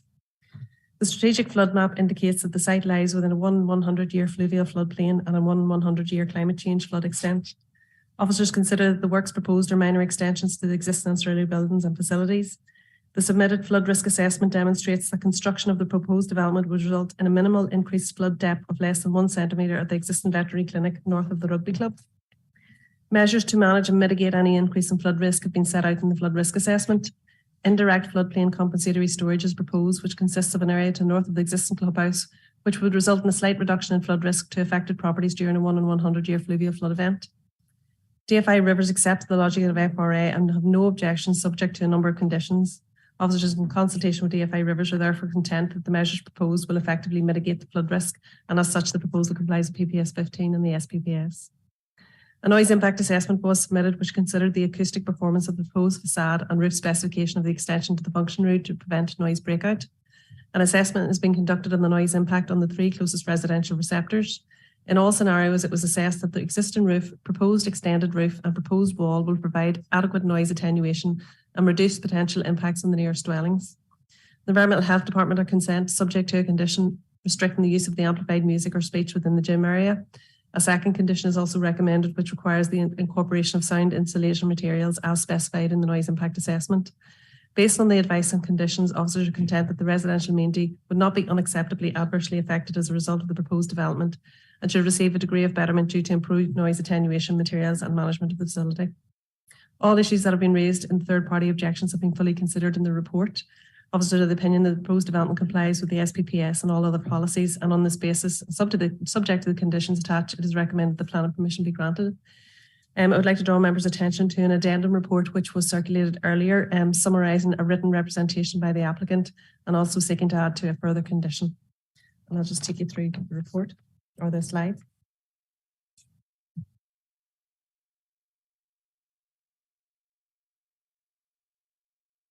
The red dot obviously just shows you the location of the site within the general area. This is an aerial view of the proposed site. You can see the red line goes around the existing car park and the existing pavilion, and the extended red line is the proposed pathway and railings around the third pitch. And that's our site location plan. Again, just the application site outlined in red. Again, this is maybe a bit difficult to see on the slide, but the hatched areas show the proposed extensions to the existing clubhouse. So you can see there's an extension to the rear, extension to the north and extension to the south there, and then proposed storage unit down further to the south. And that's again, the colours aren't great, but you can see the location of the proposed path and handrail around the pitch. These are the proposed elevations. Up top is the front elevation looking into the extended bar area, and down below is the side elevation showing the new lobby area into the function room. And this is just another side extension of the gym, proposed extension to the gym area. This gives you an idea of where the proposed flood mitigation area is to the north of the clubhouse. You can just see it outlined in green there, that rectangle to the north of the clubhouse. And it's just a photograph of the existing clubhouse. Those are the temporary structures that will be coming away, and there'll be an extension located at that location. And again, this is to the rear of the clubhouse, and that's the boundary with Summer Hill, and obviously that mature vegetation will be retained. And this is an entrance, just a view of the entrance into the site. And a view of the existing pitch number 3, around which we'll have a path and our handrail. And again, that's just a view of another part of the existing car park beside the clubhouse. And that completes the presentation. Thank you, members. Okay, members, you've heard the views of Roisin on that one. So happy to take any comments. Thank you, Roisin, for your report there. Chair, thank you for letting me in. Roisin, in terms of the extension to the function areas, it says that this new structure should be a betterment in terms of noise, and the existing function rooms has the rear doors, which are opening. Could you just briefly explain why this is a betterment in terms of noise, please? Thank you. Sorry. It's been noted in a number of the representations that the use of the existing external rear doors into the function room causes noise spill at the moment from the venue. So the removal of these rear fire doors on the south facade will prevent any breakout noise, obviously, from that pathway. And it effectively removes a weak component from the existing facade. So now anybody using the function will enter through the main entrance lobby or the bar, and the proposed fire escape doors on the northeast facade will be lobbied and remain closed when the hall is in use for events, so that those fire doors are being moved around to the side facade, and there'll be a lobby. So they'll remain closed. So the new lobby doors will provide sufficient attenuation to prevent noise breakout. And there's also sound insulation materials to be used as set out in the noise impact assessment, and those are conditioned to be used. So for that reason, there would be potential benefits on those nearest dwellings. Okay, any other queries, members? Mr. Nicholson?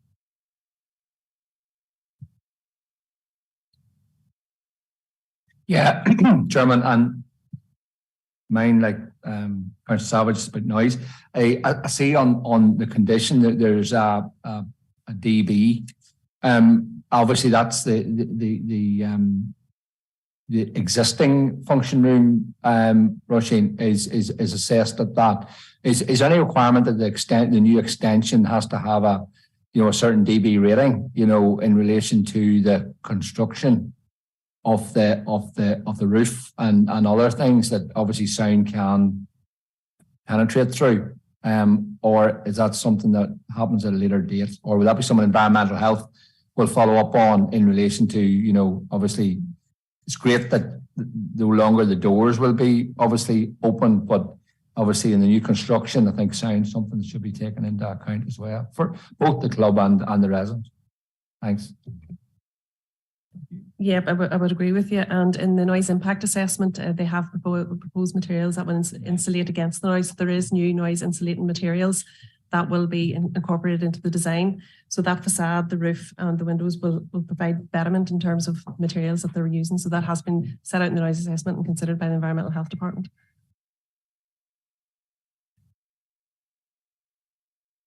Okay, members, any other queries? No, don't detect a scrum on this one. I'll leave it at that. Not try to do anymore. Okay, members, happy to go to decision at this point. Councillor Savage? Yes, Chair, I'm happy to propose to accept the recommendation. I think from the report that is very comprehensive that this will be a betterment for the clubhouse, and ultimately it will encourage more girls to become involved with sport. And I know it's not a planned consideration, but I think it's something we should welcome. So I'm happy to propose it, Chair. Thank you. Councillor Nicholson. Yeah, yes, Chairman, happy to second. As Councillor Savage has said, you know, having been to the club recently, you know, for the Armed Forces Day, you could see, you know, obviously it can be a really vibrant place. And I think this extension will do away with all those kind of, you know, little temporary buildings, and it'll obviously create a facility which allow the club to go forward. And I said as an Armagh man, so thank you, Chairman. Thank you. Okay. All agreed. I don't see any other indications there. So we move on then to Appendix 7. And Kyle again is going to bring this one. So when you're ready, thank you. This planning application seeks full plan permission for the erection of residential development comprising 93 residential units with photovoltaic roof panels, associated garages, associated roadworks, and hard and soft landscaping and associated site works at lands east of the Tullygalley Road in Craigavon. The application is before you this evening as it is a major planning application. Officers have taken it that members have read the report and the addendum in full, and as such this is a synopsis only. The application site is located within the settlement development limits of the Craigavon urban area on land zoned for Phase 1 housing, zoning CH5, as defined by the Craigavon Area Plan 2010. The site is adjacent to cycle and pedestrian paths to the east, northeast and southeast, with housing beyond these paths. Brownlow Integrated College is located west of the site. The lands to the north of the site are also zoned housing lands, but not developed, and earlier phases of housing development approved on the wider site are currently under construction. The proposed development is considered to comply with the key site requirements of zoning CH5, and officers raise no conflict between the proposed development and the Craigavon Area Plan or the SPPS. Therefore, the proposal to develop the site for residential purposes is considered acceptable in principle. Regarding the proposed sign layout and amenity, officers raise no concerns. The proposed density is considered acceptable for this area. The layout generally focuses around a central area of open space, but an area of open space is also proposed to face onto the cycle paths and footways and considered to result in natural overlooking of these paths. Members will note that there is an extant approval on this site, N-2007-0873F, and the layout of the development is considered to be a betterment. The extant approval had 3-story residential elements on elevated sections of the site, which have been removed, and the relationship with the cycle paths and footpaths within the Craigavon area are considered to be better integrated within the proposed development. Members are, however, advised that the development proposed is considered to create no conflict with the policy provisions of PPS 7, the addendum to PPS 7, PPS 12 are creating places. The open space provision and landscaping arrangements are deemed appropriate, with further landscaping requirements conditioned as necessary. The use of photovoltaic roof panels are also considered acceptable, and officers raise no concerns in the context of PPS 18. Transport assessment form has been submitted and considered. The access will utilise the access arrangement previously approved on the extant approval, with the existing central reservation remarked to depict the right-hand turning lane. A total of 186 in curtilage parking spaces and 61 on-street visitor parking spaces have been provided. Officers raised no concerns with the parking arrangements in the context of parking standards. DFI Roads have provided comment on the parking provision, and DFI Roads raised no issues with the access arrangements. Officers are satisfied that there's no conflict between the proposal and the provisions of PPS 3. A drainage assessment accompanied this plan application. Officers in consultation with DFI Rivers are content that the measures proposed will effectively mitigate the flood risk to the proposed development and from the development elsewhere, such that the proposal complies with policy FLD 3 of PPS 15 revised. Members will, however, note that a condition has been included requiring a final drainage assessment to be provided. Overall, subject to this condition, officers raised no concerns regarding the policy provisions of PPS 15.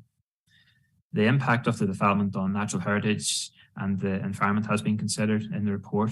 Immediately south of the site, there is a hydrological link to the Loch Ness and Loch Beg Special Protection Area, which are of international and national importance and protected by the Habitats Regulations and the Environment Northern Ireland Order 2002. Following consultation with DERA and Shared Environmental Services, Officers are content that the development can proceed without any adverse effects on the integrity of any sites. Biodiversity checklist and ecological statement have been considered, and the Natural Environment Division of DAERA raised no concerns. The Water Management Unit of DAERA advised that they are satisfied that the proposal will not impact adversely on the water environment. Overall, officers raised no concerns regarding the policy provisions of PPS2. Officers also raised no concerns regarding contamination following consultation with the Regulation Unit of DAERA and the Environmental Health Department concerning a contamination preliminary risk assessment. NI Water have advised that there is available capacity at the wastewater treatment works. No objections were received regarding this planning application. So overall, officers consider the proposal to comply with the local development plan, the policy requirements of the SPPS, and all other relevant planning policies. And on that basis, approval is recommended for the reasons outlined in the report and the addendum, and subject to the conditions suggested in the report and the addendum. Just have a presentation then on this item.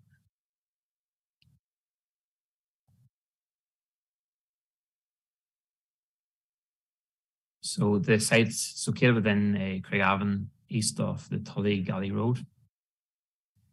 This is just an aerial view of the site. So this is dated photography. Some of the construction has started to the southwest of the site in earlier phases of the development. Next slide then just shows the site location plan, which is followed by the site layout plan. Sorry, that's just from the area plan, which shows the zoning for phase 1 housing land. So the next slide then. So this is the site layout. So as you can see, it had the earlier phases which have been previously approved are shown in grey, but the development centres around this central area of open space. And then you can see the linear open space which fronts onto the cycle paths and pedestrian pathways. This is just the extant site layout. Again, centred on a central area of open space, but its relationship with the cycle paths wasn't as strong as that being proposed. These are just a variety of different house types. So there's a mixture of finishes between brick and a render, but all the dwellings proposed are 2-story. So there's just a selection of these house types over the following slides. And the next slide then should show you there are some that are houses which are stepped. So there are different variations of these just across the site. The next slide then just shows some of the landscaping works proposed, which is followed by some of the sections across the site. So just in terms of the middle section there, at the right-hand side, the elevated section of the site on the extant approval is where 3-story elements would begin to be proposed. So you can see that it is a betterment in terms of the visual impact with the 2-story rather than the 3-story in that elevated section. So these are just, next photo just is the site entrance. So you can see the construction work has started in earlier phases, and the hatching there will have a right-hand turning lane put into it. Again, this is just a frontage or a photo across the frontage, and you can see the rising land within the site away from the road. Again, this is just a photo within the site. It's mainly scrub grass with different pathways through it in tarmac. Again, which is just shown again on this slide. Next slide then. It's just a few from beside a builder's compound, which is currently on the site, showing some of the work underway and again the changes in elevation. So the next slide then again shows changes in elevation down to the cycle paths, which are along the maintained grass areas, and shows the relationship then with adjacent housing developments, which is again shown on the next slide. Next slide just shows to the right-hand side then is our application site, which will link in with these cycle paths, which is again shown again on the right-hand side of the path on this slide. Thank you.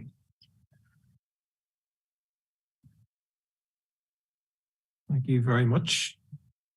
Okay, so At this point, we will go again for our questions to Kyle, if we have any. Councillor Savage. Thank you, Chair. Just a very quick, just in relation to the photovoltaic roof panels, I haven't come across them before. Will they be a benefit to the householder in terms of electricity bills going forward, or is that something that I don't know? It's not particularly a planning issue, no, but would that be a benefit to the residents of the properties? Yeah, so the solar panels, we don't have the exact details, but it's likely that could be used, for example, to generate hot water. But at this stage, the developers decided to include it. But ultimately, it's likely that those works would have been permitted development after the houses were occupied. But at this stage, to get it in the construction process, they needed to include it within their application. Thank you. Any other queries, members?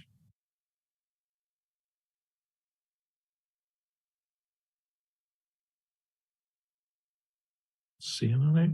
Okay. Alderman Twyvell.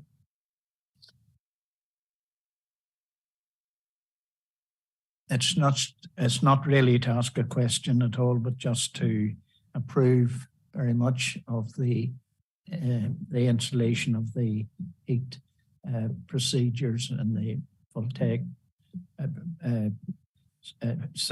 roof tiles and so on. I think it's an excellent idea. Thank you. Absolutely, it's very fitting in this era. That's what should be encouraged in every way. Absolutely. Any other queries or concerns, members, or we can move to the decision phase of debate? Okay. Alderman Twyvell. Well, I've been very happy to propose.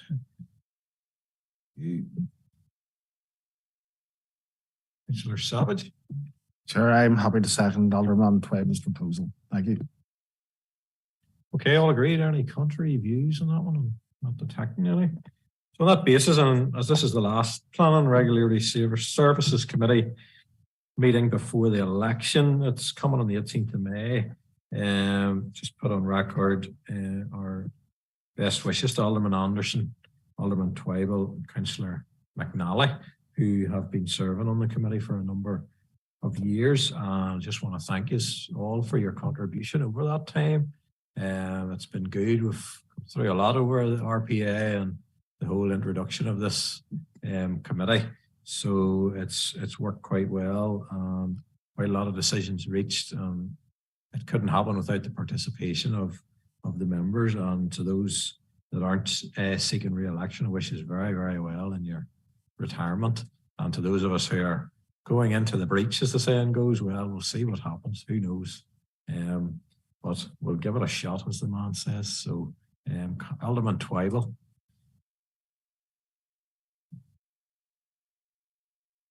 It's really just to thank you for your comment, Mr. Chairman, and say that I have learned an amazing amount in the number of years that I've been on the Planning Committee. And I'll certainly take that knowledge forward into whatever the future holds.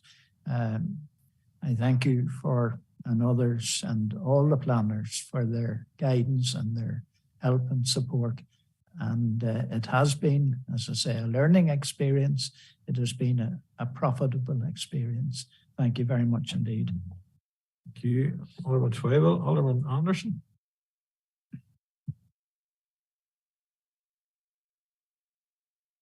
Thank you, Chair. And can I say it's good to hear that Alderman Twyvell, being a former teacher, learned so much in the Planning Committee. But I would have to say it's a committee that many of us maybe don't want to sit on for some reason, but I've always found an interest in planning, and goes way back to the Legacy Council in Craigavon. And I remember the days going around for site meetings and such like. Great times to remember. But again, I would thank you, Chair, for the way you've conducted the meetings, this chairs as well.